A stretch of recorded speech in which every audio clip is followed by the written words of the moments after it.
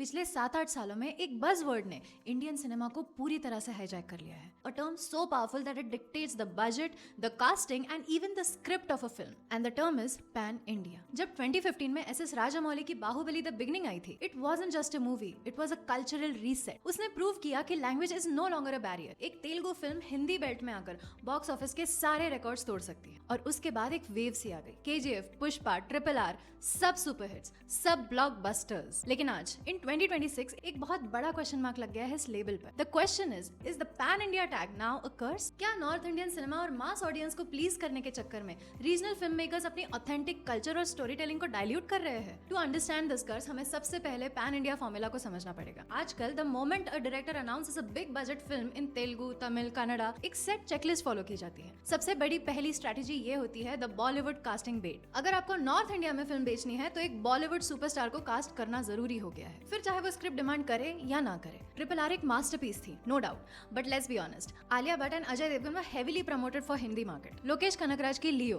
जो कि एक तमिल फिल्म है, इसमें संजय दत्त और अनुराग कश्यप को कास्ट किया गया। KGF चैप्टर 2, जो कि एक कन्नड़ा फिल्म है, इसमें भी संजय दत्त और रवीना टंडन को कास्ट किया गया। While some of these work brilliantly, like in KGF 2, बहुत बार ये इंक्लूजन्स कंप्लीटली फोर्स्ड लगते हैं। दूसरी प्रॉब्लम है cultural homogenisation. Indian regional cinema की सबसे बड़ी स्ट्रेंथ उसकी रॉनेस और रूटेडनेस में है। Malayalam cinema is known for its grounded realistic storytelling. Tamil cinema often brings out deep socio political narratives.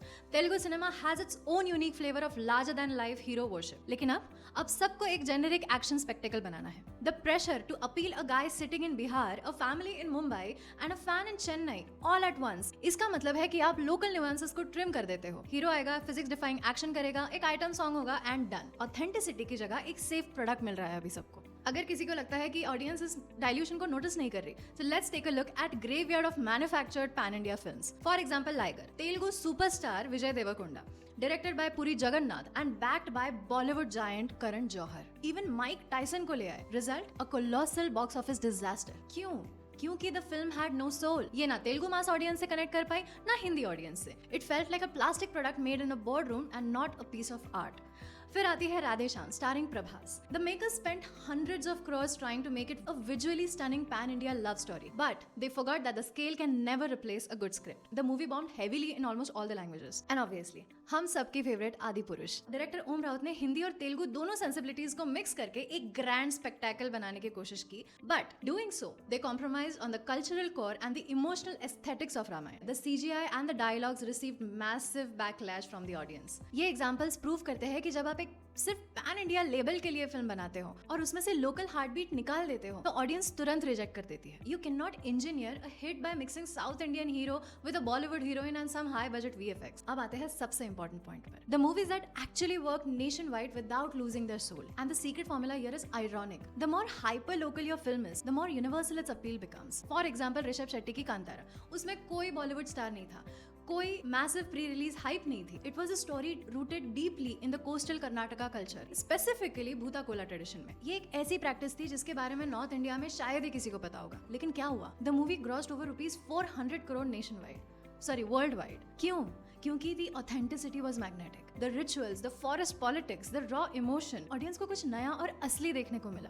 सुकुमार की Pushpa the rise, even that movie was deeply rooted in Chittoor district of Andhra Pradesh and the red sandalwood smuggling syndicate. उसका slang, Allu Arjun की body language, local politics, सब कुछ heavily regional था। Still the Hindi heartland went crazy over it. And let's talk about, this is my personal favourite Marathi film Sairat. Nagraj Manjule की इस film ने सारे Marathi industry के सारे बैरियर्स तोड़ दिए थे। This movie was so hit that Karan Johar made this story a launch pad for Janhvi Kapoor and Ishan Khattar. Janhvi Kapoor, the daughter of Sri Devi ji, oh my god, that was the magnitude of this movie. And क्या था उसमें?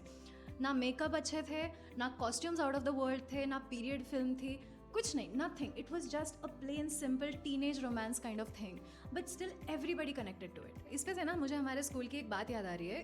It was a moral science kind of lecture and हमारे teacher ने हमको पूछा था कि अगर कोई आपके घर में फॉरेन लैंड से कोई गेस्ट आए तो आप उनको कैसे एंटरटेन करेंगे. तो ऑल ऑफ अस हम सब गेस्ट कर रहे हैं, हम डांस करके दिखाएंगे, हम गाना गा के दिखाएंगे, हम एक्ट करेंगे एंड हमने सारी दुनिया के सारे सजेशंस उनको दे दिए, सारे गेसेस हमने कर लिए कि हम क्या क्या करेंगे टू एंटरटेन दिस गेस्ट जो बाहर के कल्चर से आए हैं. The right answer to that question was to just keep doing what you always do. Because हमारी जो रूटीन होती है वो हमारे लिए रूटीन होती है, लेकिन वो जो सामने वाला दूसरे कल्चर का इंसान आ रहा है उसके लिए तो वो सारी नई चीज़ होती है ना, तो वो तो वैसे भी एंटरटेन रहेगा ही। कि अगर आप कभी साउथ इंडिया गए होंगे तो जस्ट वो लोग कैसा खाते हैं कि वो पहले वो लीफ, बनाना लीफ बिछाएंगे, फिर उसके ऊपर वो पानी स्प्लैश करेंगे, उसको वॉश करेंगे, फिर वो पानी ऐसे करके पिएंगे, फिर you know all those things. ये प्रोसेस को, उनका खाना शुरू होने के पहले की जो प्रोसेस है, आप वो प्रोसेस को देखते देखते ही आप मतलब बस देखते रह जाते हो, आप इतने विजुअली एंगेज हो जाते हो उस चीज़ में। और ये सब क्या है, ये रीजनल न्यूआंस है जो हमारे लिए नया होता है, लेकिन उन लोगों के लिए तो वो रूटीन होता है उनका। तो ये सारी फिल्म्स चिल्ला चिल्ला कर एक ही बात बोल रही है, you don't need to dilute your culture to reach a wider audience. Audience doesn't want a diluted and flavourless dish, they want to taste the authentic spice of your region. और सिर्फ रीजनल सिनेमा ही suffer नहीं कर रहा, pan India pressure is changing Bollywood too. Hindi film industry is now desperately trying to reverse engineer the South Indian mass formula. For example SRK sir ने एटली, जो कि एक तमिल डायरेक्टर है, उनके साथ जवान बनाई, जो इसेंशियली एक तमिल मास फिल्म थी disguised as a Bollywood blockbuster. Sandeep Reddy Vanga की एनिमल ने एक pure Telugu style hyper masculine mass narrative को हिंदी सिनेमा में इंजेक्ट किया। दोनों तरफ क्रॉस पॉलिनेशन हो रहा है, but there is a thin line between collaboration and corruption of a narrative. जब तक कोलैबोरेशन ऑर्गेनिक है, वी गेट मास्टरपीसेस। एग्जांपल के लिए आप प्रभु देवा जी की सारी फिल्म्स ले लीजिए, कौन सी भी, that's the best example of collaboration. But जब एक्सेल शीट पर ये डिसाइड होता है कि एक हिंदी गाना डाल दो यूपी ऑडियंस के लिए, एक तमिल एक्शन डायरेक्टर ले आओ चेन्नई ऑडियंस के लिए, that is where the art dies. To conclude, is the pan India level a curse? Yes, it is. For those filmmakers who use it as a marketing gimmick, जो अपनी जमीन, अपना culture, अपनी original आवाज को दबाकर एक जेनेरिक क्राउड प्लीजर बनाने की कोशिश करते हैं। But it's an absolute blessing for those who use this nationwide infrastructure to tell their deeply personal and highly local stories to the whole country. Pan India कोई genre नहीं है. It's not even a language. It's simply a byproduct of a phenomenal storytelling. The moment filmmakers stop trying to make a pan-India film and just focus on making a great film, that's where the magic happens. What's your opinion about this? क्या आपको लगता है कि the golden era of purely regional masterpieces is fading because of this pan-India race? Let me know in the comments below. मिलते हैं next video में, till then, bye.